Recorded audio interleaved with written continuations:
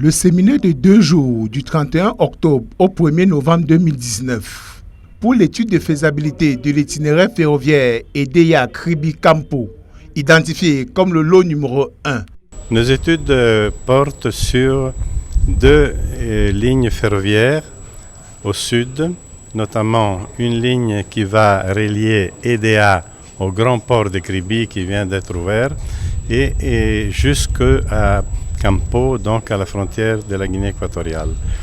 Le projet de 2 ans n'est pour le moment qu'à sa phase pionnière. À terme, elle associera les bailleurs de fonds, à l'occurrence la Banque mondiale et plusieurs autres institutions monétaires internationales. Comment on peut financer ces grands travaux qui ont un coût très élevé?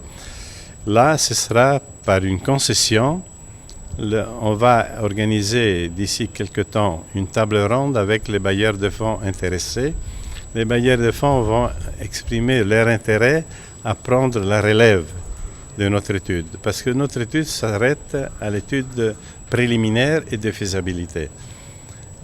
Ce qui va être transféré aux concessionnaires intéressés, c'est les études détaillées, l'exécution des travaux et l'exploitation de la ligne pour 30 ans.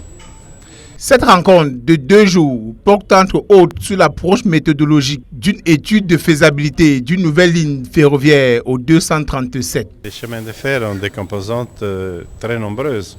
C'est plus compliqué qu'une route. C'est beaucoup plus compliqué. Il y a des équipements très sophistiqués qu'il faudra importer.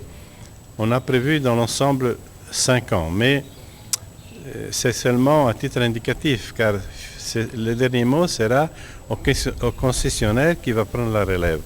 Et ce n'est pas exclu que le concessionnaire va peut-être réaliser par étapes. C'est pas à nous à décider, mais il peut décider de réaliser une première étape, par exemple jusqu'au port de Kribi, et après quelques ans réaliser la poursuite jusqu'à Kampo. C'est une hypothèse. C'est bien évidemment sous le haut patronat du ministère des Travaux publics que se tient ce séminaire à Yaoundé et qui prendra fin le 1er